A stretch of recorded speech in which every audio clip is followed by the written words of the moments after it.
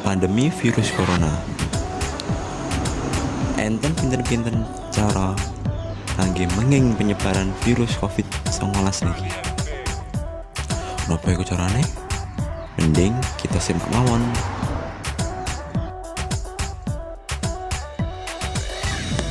Nomor setunggal yaiku ngagem masker.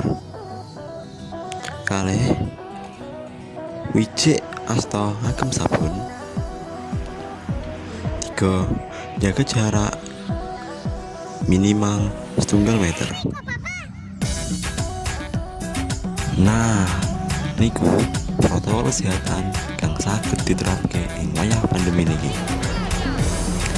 Tetep semangat, ate nggih mawon.